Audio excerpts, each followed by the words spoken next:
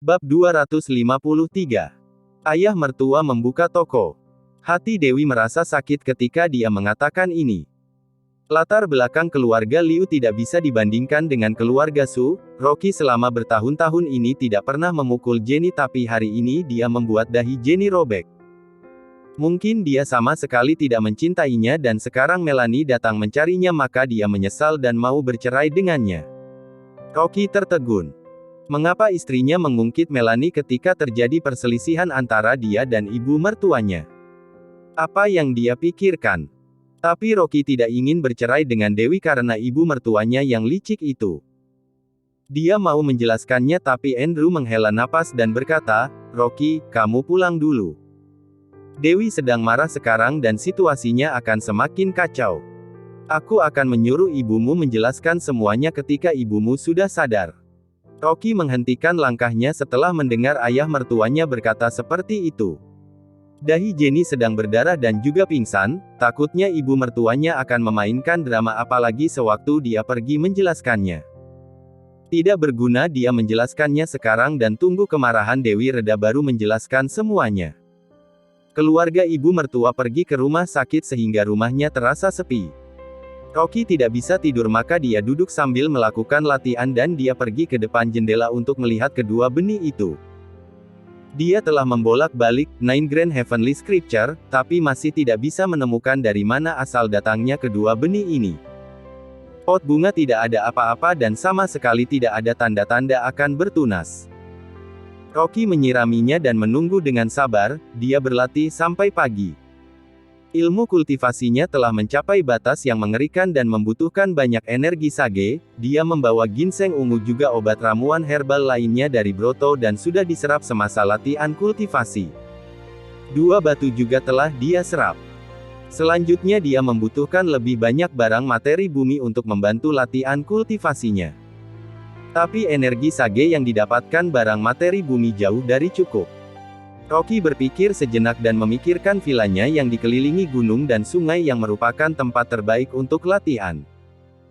Jika melakukan formasi di sekelilingnya dan membekukan energi langit dan bumi, maka bisa membuat kultivasinya meningkat pesat.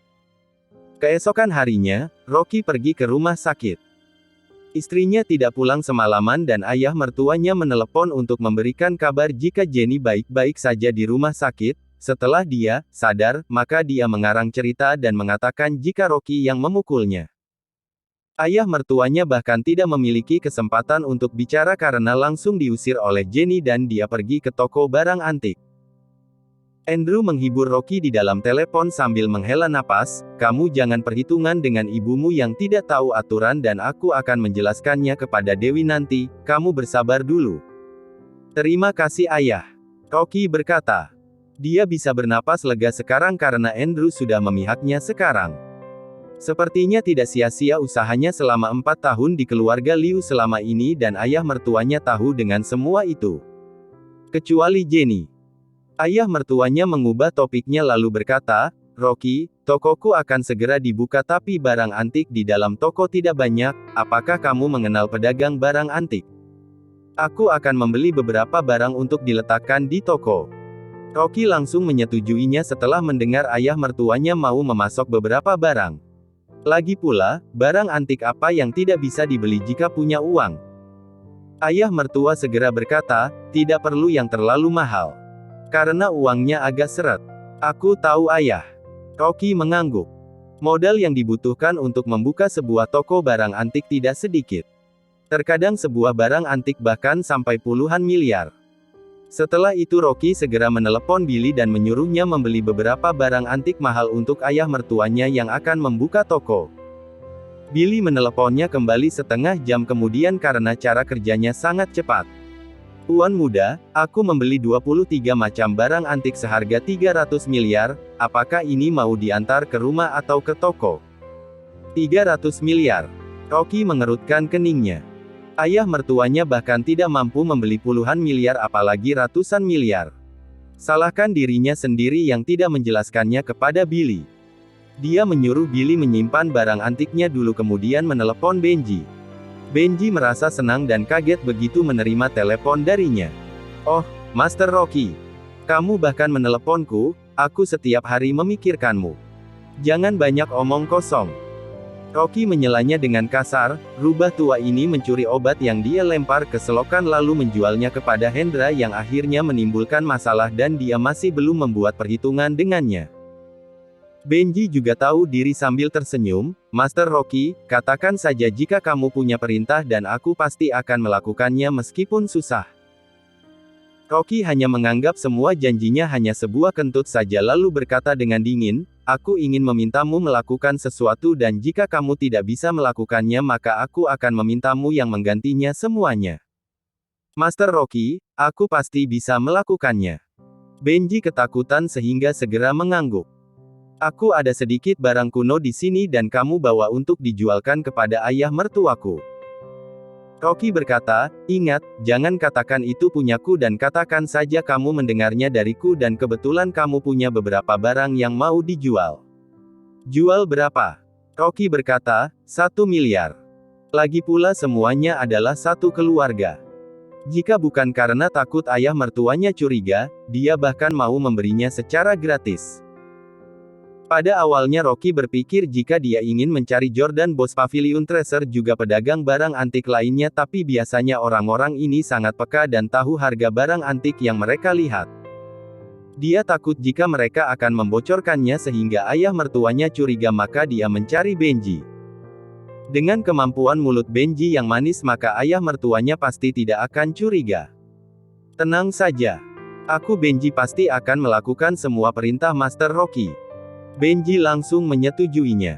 Rocky segera menyuruh Billy mengantarkan barang-barang antik itu ke sana setelah itu. Dia bersiap ke rumah sakit tapi ponselnya tiba-tiba berbunyi. Alis Rocky mengerut setelah dia melihatnya. Bab 254. Hadiah pertemuan. Broto yang meneleponnya. Sebenarnya dia sudah menebak jika mereka akan datang ke kota Gopo untuk membahas sesuatu dengannya maka Rocky mengangkat teleponnya dulu. Ternyata Broto dan Tuan Ren sudah datang ke kota Gopo untuk mencarinya. Rocky ragu untuk beberapa saat kemudian memutuskan untuk pergi bertemu dengan Broto terlebih dulu. Lagi pula kemarahan Dewi sekarang pasti masih belum reda dan pasti Jenny sedang menambah bensin di dalam api untuk menfitnahnya dan dia sama saja cari mati jika pergi sekarang. Tapi Rocky tetap menelepon Dewi dulu untuk menanyakan kondisi ibu mertuanya. Tapi sama seperti perkiraannya karena dia tidak mengangkatnya meskipun telah melakukan 4 atau 5 kali panggilan.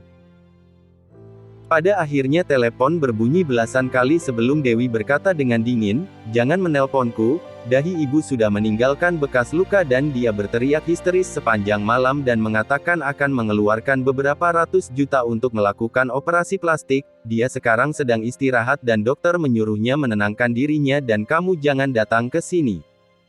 Dia langsung menutup teleponnya sebelum Rocky bicara. Dan sebuah suara sibuk terdengar dari ujung ponsel. Rocky terdiam untuk beberapa saat. Dahi Jenny hanya terluka seujung kuku dan dia yang menabraknya sendiri, dia sudah wanita berumur 50-an masih mau melakukan operasi plastik, apakah dia masih tidak cukup merasakan kesakitan? Keluarga Ren memesan sebuah ruang VIP di restoran Gobes sambil menunggu kedatangan Rocky. Ayah anak keluarga Ren berdiri sewaktu melihat Rocky datang sambil menyuruhnya duduk dengan hormat. Rocky juga tidak sungkan dan langsung duduk di kursi depan. Mereka langsung melaporkan tentang perkembangan proyek perusahaan farmasi. Pabrik farmasi kota Babel sudah dalam proses pembangunan, beberapa ketua cabang juga mendukungnya sehingga proses pembangunan berjalan cepat. Gulau juga melobi pemerintah kota untuk membahas masalah pengurangan dan pembebasan pajak. Setelah selesai melaporkan masalah perkembangan perusahaan, Broto berkata dengan ragu, Master Rocky, apakah kamu tahu tentang masalah Johan, mantan pemimpin kamar dagang? Ada apa? Rocky perlahan-lahan mengangkat kepalanya. Broto berkata, aku mendengar teman mengatakan entah ada apa dengan keluarga Liu karena tiba-tiba dalam semalam 12 perusahaan keluarga Liu langsung bangkrut sehingga menimbulkan sensasi di komunitas bisnis seluruh negeri. Rocky bahkan tidak menduga jika apa yang baru terjadi kemarin yang bahkan belum masuk berita tapi sebelum siang hari ini masalah itu sudah menyebar di seluruh negeri. Tapi tidak aneh juga jika seorang pebisnis seperti Broto mengetahui berita ini. Dia berkata dengan datar, dia menyinggung orang yang tidak seharusnya disinggung maka pantas mendapatkannya. Nada bicara yang datar ini membuat Broto merasa kaget dan tersenyum, apakah orang yang dia singgung itu Master Rocky? Benar. Rocky tanpa ragu mengakuinya. Lagi pula dia dan Johan memang ada perselisihan. Broto dan Tuan Ren menghela napas, meskipun mereka sudah menebak jika ada hubungannya dengan Rocky tapi mereka tetap saja merasa kaget mendengar dia sendiri yang mengakuinya. Siapa Johan itu? Dia adalah pemimpin kamar dagang sebelumnya dan punya aset yang banyak. Meskipun keluarga Liu bukan keluarga Lin atau keluarga Su yang merupakan keluarga kaya di kota Wasa tapi dia termasuk keluarga kelas menengah yang bukan tidak punya kekuasaan apa-apa. Tapi dalam semalam keluarga Liu langsung bangkrut. Semua ini karena jasa Rocky. Broto dan Tuan Ren kaget terutama Tuan Ren karena dia bersyukur di dalam hati, untung saja keluarga Ren tidak bermusuhan dengan Rocky. Jika tidak maka apa yang terjadi dengan keluarga Liu juga akan terjadi kepada keluarga Ren kelak. Tuan Ren berkata sambil menggelengkan kepala, katanya Johan tidak punya rumah lagi dan para penagih hutang terus berdatangan sehingga anak-anaknya mau memutus hubungan dengannya. Dia tinggal di jalanan sama seperti pengemis dan dia bahkan tidak bisa membayar biaya rumah sakit karena dibacok oleh penagih hutang. Wajah Rocky terlihat datar saja. Dia sudah bisa menebak akhir seperti ini. Johan adalah orang yang licik sehingga banyak musuh dan mereka tidak bisa berbuat apa-apa ketika dia menjadi pemimpin aliansi bisnis tapi begitu tembok pertahanannya runtuh maka dia tidak akan berakhir dengan baik. Broto ragu dan berkata, sebenarnya kedatanganku dengan ayahku ke kota Babel juga karena ada urusan dengan keluarga Liu tapi tidak disangka keluarga Liu bangkrut begitu cepat. Rocky bertanya, masalah apa? Pada saat ini wajah Tuan Ren terlihat marah sambil berkata, aku sedang mencari orang yang ada di tempat kejadian sewaktu kebakaran dulu karena ada orang yang melihat jika kakak adik keluarga Liu yang membawa pergi putraku, Hendra. Tapi sekarang keluarga Johan telah dibuat bangkrut oleh Rocky sehingga tidak tahu keberadaan Johan sekeluarga ada di mana maka dia merasa marah dan hanya merasa keberuntungannya tidak bagus. Pada saat ini, Rocky tersenyum, karena kalian datang jauh dari kota Gopo maka aku ada hadiah untuk kalian. Master Rocky, kamu terlalu sungkan. Broto merasa kaget tapi hatinya tidak terlalu bergembira karena diselimuti oleh kesedihan. Kedatangan mereka ke kota Gopo juga dengan alasan untuk menyelidiki keluarga Liu tapi keluarga Liu sudah hancur sekarang sehingga perjalanan mereka sia-sia saja. Rocky tersenyum sambil menelepon T-Rex dan menyuruhnya membawa orangnya ke restoran Gobes. Mereka melanjutkan obrolan mereka. Tapi Broto dan Tuan Ren tidak terlalu tertarik tapi obrolan mereka terasa canggung. Terdengar ketukan pintu dari luar dan T-Rex berjalan masuk sambil berkata dengan hormat, Master Rocky, orangnya sudah dibawa. Baguslah. Rocky tersenyum kemudian menyuruhnya membawa orangnya masuk. Seorang pemuda kekar menendangnya sehingga keduanya langsung masuk ke dalam ruang VIP. Kedua orang ini sedang diikat dengan tubuh penuh luka dengan wajah memar dan tampang mereka hampir tidak bisa dikenali. Tapi Broto masih bisa mengenalinya lalu dia berdiri sambil berkata dengan marah. Kalian. Kedua orang yang ditendang itu adalah kakak adik Mike dan Mia. Rocky berkata pelan, ini adalah hadiah yang aku berikan kepada keluarga Ren dan biarkan mereka sendiri yang mengatakan tentang apa yang telah mereka lakukan. Katakan. Sebuah tamparan jatuh di muka Mia yang membuat hidungnya berdarah. Bagi orang sepertinya maka tidak ada istilah tidak memukul wanita dan dia bahkan berani membunuhnya. Mia ketakutan dan dia tidak berani menyembunyikannya dan dia mengatakan apa yang terjadi di kota Babel. Dia berkata sambil menangis setelah selesai mengatakannya, ini tidak ada hubungannya denganku karena semua ini disuruh oleh Mike. Mike yak wajahnya bengkak langsung marah, brengsek. Jelas-jelas kamu yang menyuruhku ke kota Babel yang mengatakan aku akan mendapatkan obat bagus jika bisa berhubungan dengan si bodoh Hendra. Kamu yang mulai menyalakan api. Aku yang menyalakan api tapi kamu yang menyarankan mengikat Hendra lalu melepasnya ke dalam api. Kedua saudara itu saling menyalahkan demi mempertahankan hidup masing-masing. Jika bukan karena mereka sedang diikat maka takutnya mereka akan saling berantem.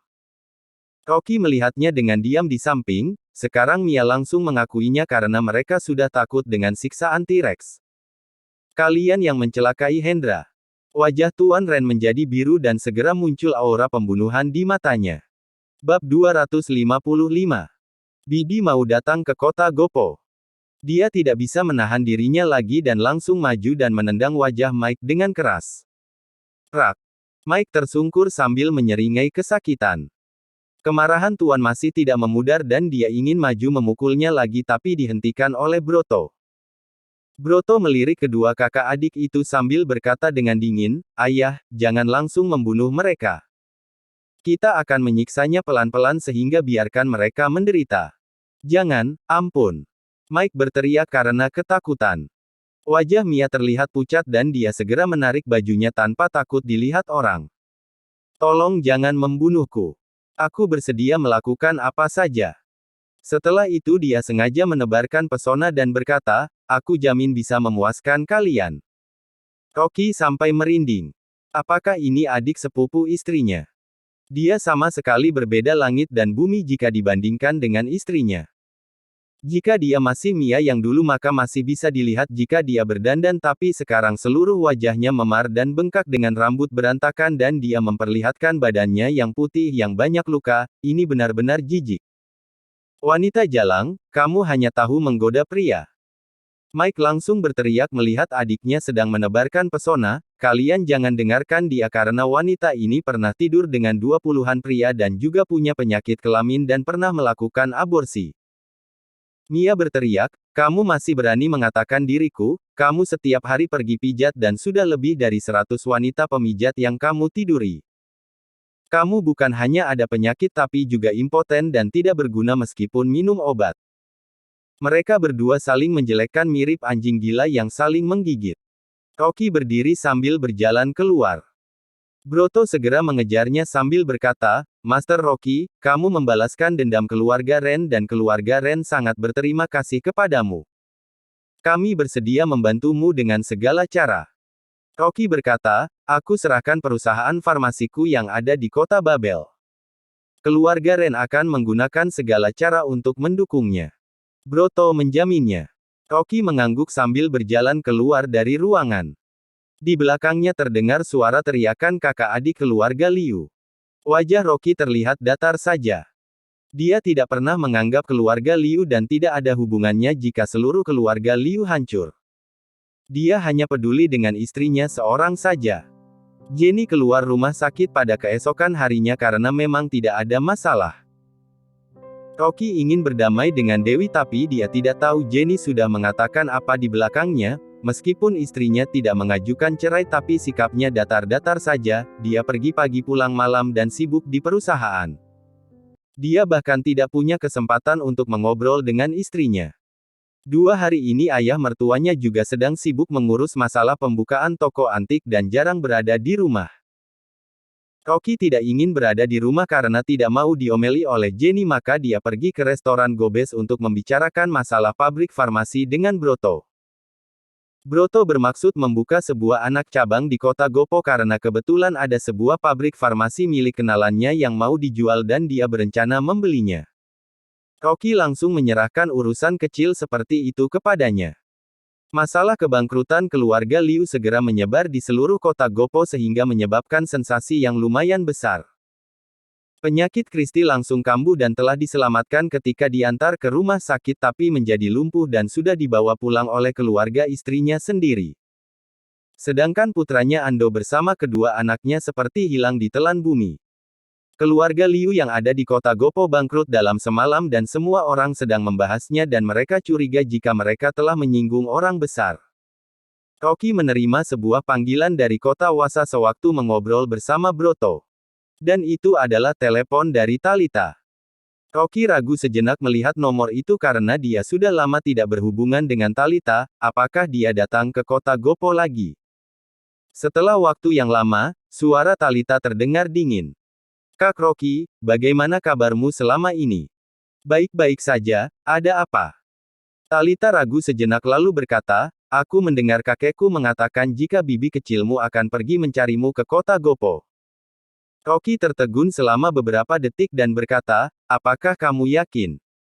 Talita menjawabnya dengan pelan lalu berkata, dia punya kerjasama dengan kakekku dan tidak sengaja mengatakan jika keluarga Lin berencana menyuruhmu pulang dan sepertinya ada urusan penting. Pada saat ini hati Rocky merasa kacau sambil mengerutkan keningnya. Tapi karena masalah sebelumnya maka hubungannya dengan bibi kecilnya tidak begitu baik maka mereka jarang saling menelepon meskipun sudah lama berada di kota Gopo. Pada waktu itu dia mau menikah dengan Dewi dan masalah ini tersebar ke kota Wasa, orang yang membantah dengan keras adalah bibi kecilnya terutama ketika mendapatkan kabar jika keluarga Liu dulunya adalah anak buah keluarga Lin. Bibi kecil merasa malu dan bahkan mengatakan akan membasmi keluarga Liu dan juga hampir mencelakai Dewi. Akhirnya masalah ini diselesaikan karena campur tangan keluarga tapi Rocky merasa marah maka tidak pernah menghubungi dia lagi. Tidak diduga dia akan datang ke kota Gopo dan bahkan tidak memberitahukannya. Rocky bertanya dengan wajah suram, apakah kamu tahu tujuan kedatangannya? Tidak tahu. Talita menggelengkan kepalanya dan ada harapan dalam suaranya, Kak Rocky, apakah kamu akan kembali ke kota Wasa? Untuk sementara tidak. Rocky menjawab tanpa ragu. Bukan hanya karena dia telah menikah dengan Dewi tapi dia berada di kota Gopo karena masalah yang terjadi dulu. Dia pasti tidak akan pulang ke keluarga Lin sebelum masalahnya selesai. Aku juga tahu kamu tidak akan pulang karena Dewi dan aku benar-benar iri kepadanya. Suara Talita terdengar pelan dan harapannya langsung sirna. Meskipun dia tahu jika Rocky tidak akan kembali ke kota Wasa tapi dia masih berharap dia akan kembali. Setidaknya dia akan sering bertemu dengannya karena berada di kota yang sama. Rocky menghiburnya ketika dia melihatnya bersedih, aku dengan senang hati menyambutmu jika kamu datang ke kota Gopo dan aku akan pergi mencarimu jika aku ke kota Wasa. Baik. Talita memaksakan diri tersenyum dan segera menyetujuinya. Tapi sebenarnya Talita menemukan banyak perubahan dan seharusnya tidak begitu mudah jika dia ingin ke kota Gopo lagi. Rocky menutup teleponnya dan masih saja mengerutkan keningnya. Pada waktu itu bibi kecilnya hampir memusnahkan keluarga Liu karena masalah pernikahannya dan juga ingin melenyapkan Dewi karena dia berpikir dia akan pulang ke rumah dengan patuh jika melakukan itu. Meskipun sudah beberapa tahun tapi bibi kecil tidak suka dengan Dewi dan dia tidak mau melihatnya. Semoga kedatangannya ke kota Gopo kali ini hanya masalah keluarga saja dan tidak akan mencelakai istrinya. Rocky meletakkan ponselnya tapi ponselnya bergetar lagi. Dia tanpa berpikir langsung berkata, masih ada masalah apa lagi Talita?